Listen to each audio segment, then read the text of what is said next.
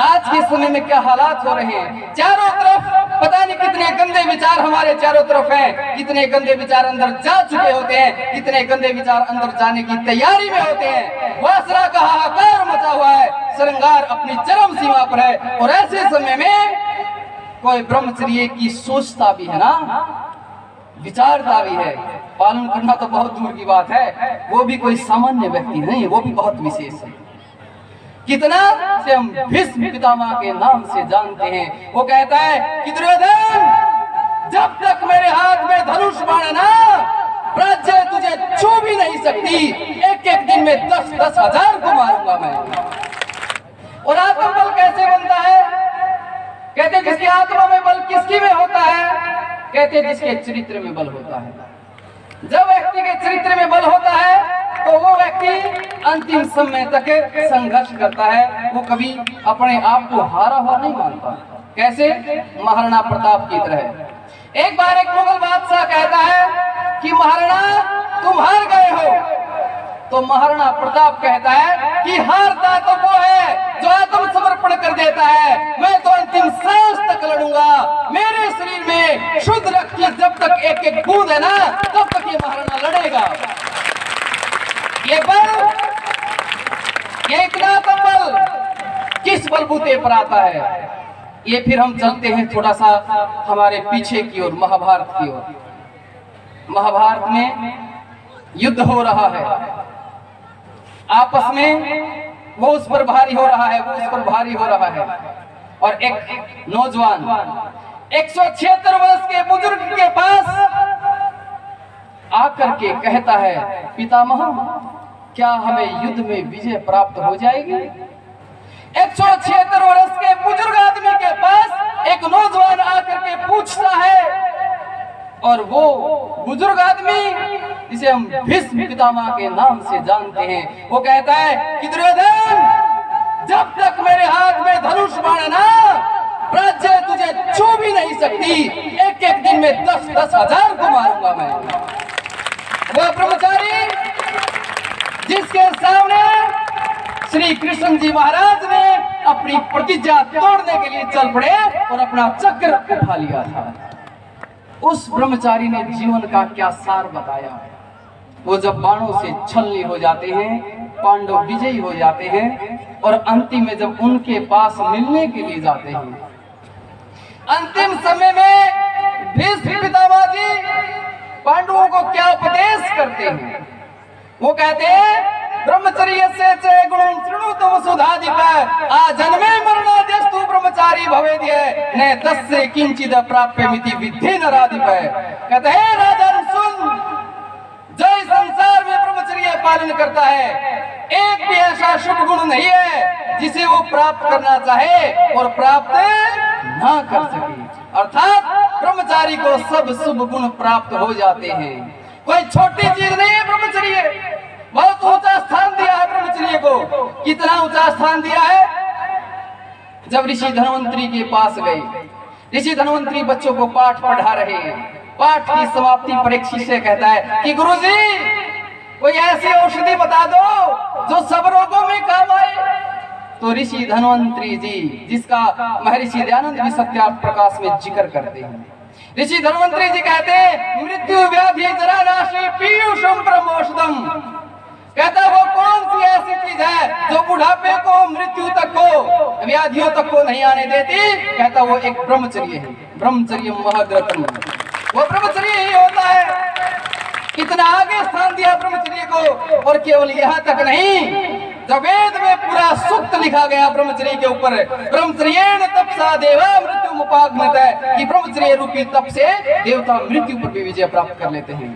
और केवल इतना ही नहीं, जब महर्षि पतंजलि जी मनुष्य जन्म का परम लक्ष्य लिखने लगे योग शास्त्र में, कि मनुष्य जन्म अपने परम लक्ष्य को कैसे प्राप्त कर सकता है, तो महर्षि पतंजलि जी को वहां पर ब्रह्मचर्य लिखना पड़ा यमों में। इतना ऊंचा महत्व दिया गया हमारे शास्त्रों में ब्रह्मचर्य का। लेकिन इतनी ऊंची चीज, इतनी आसानी, अब कोई यूपीएससी की तो एक सामान्य सी चीज है, इसके लिए कितनी मेहनत करनी पड़ती है। ये जो ब्रह्मचर्य है, इसके लिए तप की जरूरत पड़ती है। ब्रह्मचर्य आज के समय में, आज के समय में क्या हालात हो रहे हैं, चारों तरफ पता नहीं कितने गंदे विचार हमारे चारों तरफ हैं, कितने गंदे विचार अंदर जा चुके होते हैं, कितने गंदे विचार अंदर जाने की तैयारी में होते हैं। वासना का हाहाकार मचा हुआ है, श्रृंगार अपनी चरम सीमा पर है। और ऐसे समय में कोई ब्रह्मचर्य की सोचता भी है ना, विचारता भी है, पालन करना तो बहुत दूर की बात है, वो भी कोई सामान्य व्यक्ति नहीं, वो भी बहुत विशेष है। कितना ब्रह्मचर्य के बारे में ऋषि दयानंद जी महाराज लिखते हैं, ऋषि दयानंद जी महाराज लिखते हैं कि जो ब्रह्मचर्य है ये बड़ा कठिन काम बताते हैं। कठिन बताया, सामान्य नहीं। यदि मैं ऋषि दयानंद जी के शब्दों में कहूं तो कहते हैं यह बड़ा कठिन काम है कि जो काम के वेग को थाम के इंद्रियों को अपने वश में रखना, बड़ा कठिन काम बताया है। और कितना कठिन विचार आया, कितना कठिन क्यों बताया गया, क्या बात है ऐसी, तो इसके बारे में भर्तृहरि जी आ जाते हैं और फिर वो फिर कहते हैं, भर्तृहरि जी ने क्या कहा कि मत्तेव कुंभदल ने भूविसंति शूरा के चित प्रचंड मृगराज वधे दक्षा किंतु प्रवीमि बलिनाम पुरतः प्रसह्य कंदर पदर पदल ने विरला मनुष्य। देखो ब्रह्मचर्य को कितना बड़ा दिया स्थान। कहा था कि उन्मत्त हाथी का सिर फोड़ने वाले, माथा फोड़ने वाले, क्रोध से भरे शेर को चुटकी में मारने वाले वीर तो बहुत बड़ी संख्या में हैं, लेकिन कौन है जो वासना को मार सके, तो कहते विरला मनुष्य, कि कोई विरला मनुष्य ही होगा। आखिर क्यों इतना विरला क्यों बताया गया, तो यहाँ पर फिर महर्षि मनु जी आ जाते हैं और कहते हैं मात्रा ससुरा दुहित्रा वान विविक्ता सुनो भवेत बलवान इंद्रिय विद्वान ग्रामो संपिकर्षति। कहते हैं इंद्रिया इतनी बलवान है, नौजवान भाई बहन, नौजवान माँ बेटा, नौजवान पिता पुत्री भी एकांत में एक साथ ना रहे, क्योंकि उनको भी खींच लेती हैं। तो इसलिए केवल यही पर बात नहीं आई, यहाँ पर योग दर्शनकार ने भी कह दिया। क्या कहा, जो ब्रह्मचर्य के बारे में लिखने लगे कि जो व्यक्ति अपर वैराग्य से उसे संप्रजात समाधि की प्राप्ति होती है, और जिसे संप्रजात समाधि की प्राप्ति होती है उसे ऋतंभरा प्रजा की प्राप्ति होती है, और जिसे ऋतंभरा प्रजा की प्राप्ति होती है उसे मधुभूमिक कहा गया है। और कहते हैं ऐसे योगी भी सावधान रहे, क्योंकि वो भी फंस सकते हैं। ऐसों को भी सावधान रहने के लिए कहा गया है। जब ये चीजें इतनी तेज हैं, इतनी खतरनाक हैं, तो क्या ऋषियों ने कुछ इनसे निकलने का भी उपाय तो दिया होगा, कुछ बचने का भी उपाय दिया होगा। मैं कहता हूँ सत्यार्थ प्रकाश का द्वितीय समास पढ़ना, कि आज जो चीज इतनी कठिन है, क्या हमारे देश में कोई चरित्रवान नहीं होता था, क्या हमारे देश में कोई ब्रह्मचारी नहीं होता था, इतना कठिन क्यों बताया। तो महर्षि मनु जी सत्यार्थ प्रकाश के 11वें समास में महर्षि मनु जी का श्लोक ऋषि दयानंद जी लिखते हैं, और महर्षि मनु जी कहते हैं हे पूरे संसार के लोग आओ और आर्यावर्त में जन्मे लोगों से अपने अपने चरित्र और अपने अपने आचरण की शिक्षा ग्रहण करो। अर्थात पूरे संसार को चरित्र की शिक्षा देने वाले हम हैं। यदि हम छांदोग्य उपनिषद में जाएं तो वहां पर भी एक राजा घोषणा करता है ऋषि के सामने कि मेरे राज्य में कोई चरित्रहीन पुरुष नहीं है, तो नारी कहां से होगी। अरे इतना चरित्रवान मेरा राष्ट्र रहा, तो कारण क्या था इसके पीछे, बस कारण बताकर मैं वाणी को विराम दूंगा। कारण क्या था, मेरा राष्ट्र इतना श्रेष्ठ क्यों, तो इसकी शुरुआत महर्षि दयानंद जी सत्यार्थ प्रकाश के द्वितीय समलास में लिखते हैं। द्वितीय समलास सत्यार्थ प्रकाश यहाँ है, आप लेकर के जाना, हर किसी को पढ़ना चाहिए। सत्यार्थ प्रकाश वो पुस्तक है वो जीवन को खोल देती है। तो सत्यार्थ प्रकाश के द्वितीय समलास में ऋषि दयानंद जब माँ बच्चे को शिक्षा देने की बात करते हैं, तो वहाँ कहते हैं कि माँ अपने बच्चों को शिक्षा दे कि वो अपनी उपस्थ इंद्रियों के साथ कुचेष्टा ना करे, उनके साथ स्पर्श मर्दन ना करे। इससे क्या होगी, उसके अंदर नपुंसकता आ जाएगी। और भी कई चीजें लिखते हैं, यानी कि माँ अपने बच्चों को ब्रह्मचर्य की शिक्षा देती थी, ब्रह्मचर्य के लाभ बताती थी। सत्यार्थ प्रकाश के द्वितीय समलास के जब अंतिम पृष्ठ पर जाते हैं, वहां पर ऋषि दयानंद जी ब्रह्मचर्य के लाभ बताते हैं, ब्रह्मचर्य पालन कैसे हो ये बताते हैं, और ब्रह्मचर्य नाश से हानि कितनी बड़ी हो जाती है ये बताते हैं। तो यहाँ पर पहली भूमिका किसकी लिखी, माँ की।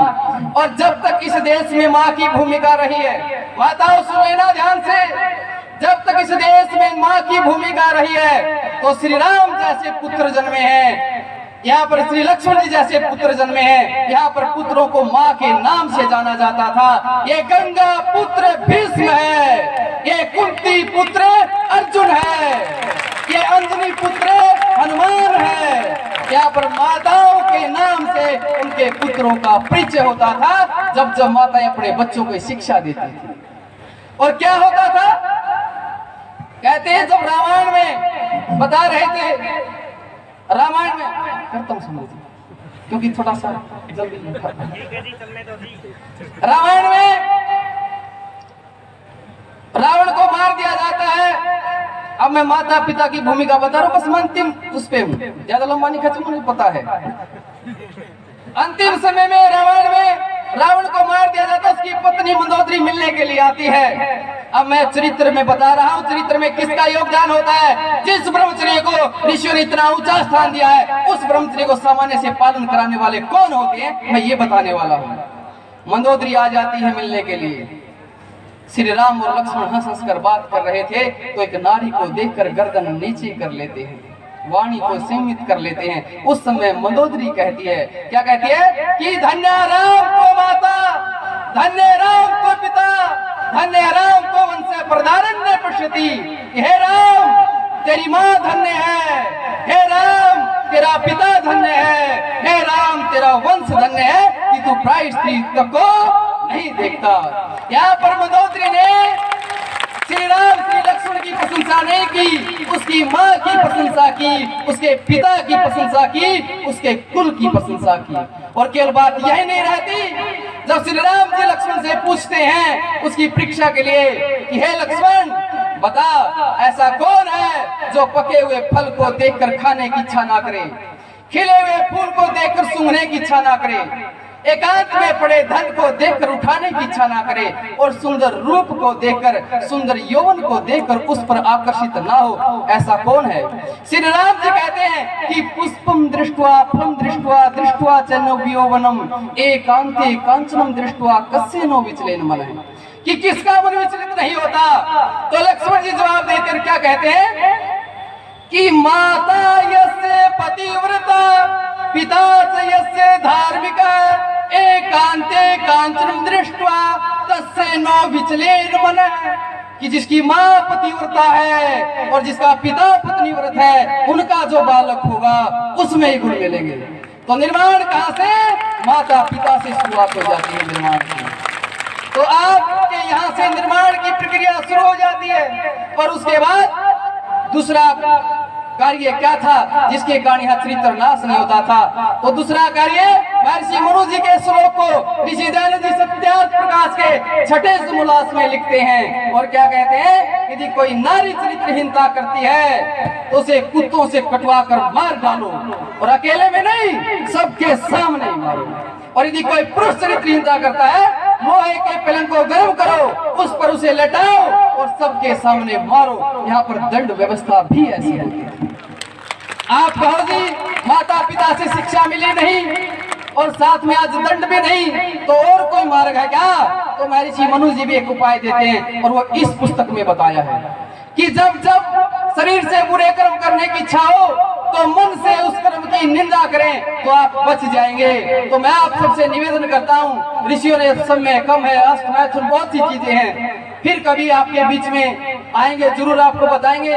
और आप सबके लिए ये पुस्तक आर्य मान्यताएं आदरणीय अमन जी हैं जींद से, उन्होंने 20,000 रुपए का पुस्तकों में सहयोग किया। जो